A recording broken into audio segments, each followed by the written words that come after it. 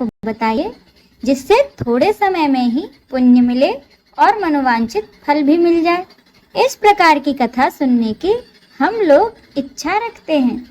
सभी शास्त्रों के ज्ञाता सूत जी बोले, हे वैष्णव में पूज्य, आप सभी ने प्राणियों के हित की बात पूछी है, इसीलिए मैं एक ऐसे श्रेष्ठ व्रत के बारे में आप लोगों को जरूर बताऊंगा, जिसके बारे में नारद जी ने भगवान विष्णु से पूछा था। एक समय की बात है, नारद जी दूसरों के हित की इच्छा के लिए अनेकों लोकों में घूमते हुए मृत्यु लोक में जा पहुँचे।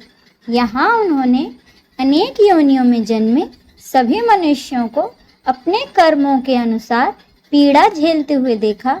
उनका दुख देख नारद जी सोचने लगे कि ऐसा क्या किया जाए जिससे निश्चित रूप से मानव के दुखों का अंत हो जाए। इसी विचार पर मनन करते हुए वह विष्णु लोक गए। वहाँ वह नारायण की स्तुति करने लगे और बोले, हे भगवान, आप अत्यंत शक्ति से संपन्न हैं, निर्गुण स्वरूप सृष्टि के कारण भक्तों के दुखों को दूर करने वाले हैं। आपको मेरा प्रणाम। नारद जी की स्तुति सुन विष्णु भगवान बोले, हे मुनि श्रेष्ठ, आपके मन में क्या बात है, उसे निसंकोच कहो। इस पर नारद मुनि बोले, मृत्यु लोक में अनेक योनियों में जन्मे मनुष्य अपने कर्मों के द्वारा अनेकों दुखों से दुखी हैं। हे प्रभु, आप तो ये बताइए कि वो मनुष्य थोड़े प्रयास से ही अपने दुखों से कैसे छुटकारा पा सकते हैं।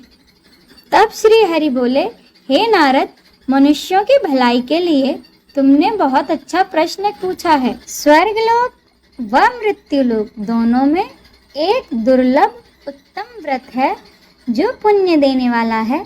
आज प्रेम वश होकर मैं उसे तुमसे कहता हूँ। श्री सत्यनारायण भगवान का व्रत अच्छी तरह विधान पूर्वक करके मनुष्य तुरंत ही यहाँ सुख भोग कर मरने पर मोक्ष पाता है। श्री हरि के वचन सुन नारद जी बोले, उस व्रत का फल क्या है प्रभु, और उसका विधान क्या है? यह व्रत किसने किया था?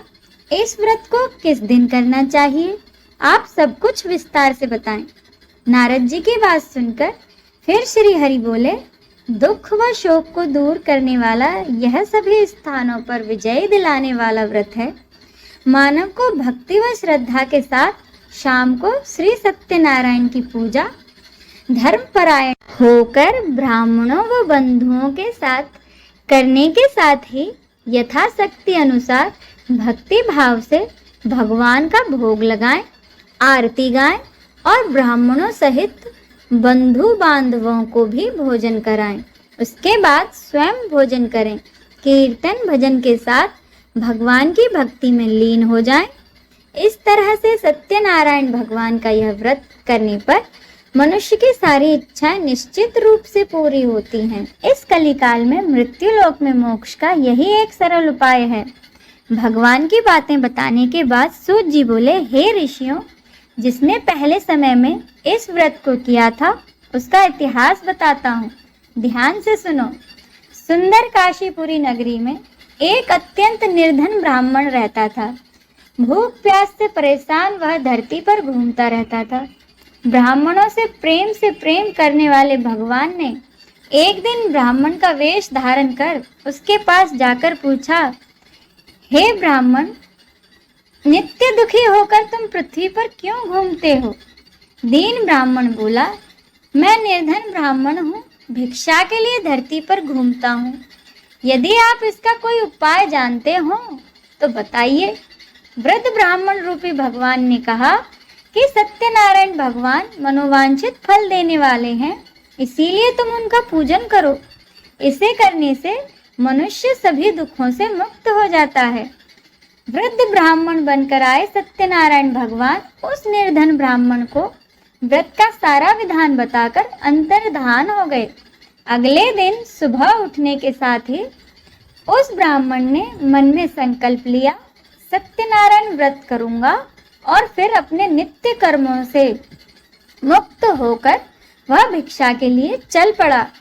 उस दिन उसे भिक्षा में बहुत सा धन प्राप्त हुआ। उसी धन से उसने परिवार के साथ भगवान सत्यनारायण की पूजा की और व्रत रखा। इस व्रत को करने से कुछ दिन बाद उसके सभी दुख और कष्ट दूर होने लगे और देखते ही देखते वह एक संपन्न और अनेक संपत्तियों का मालिक बन गया।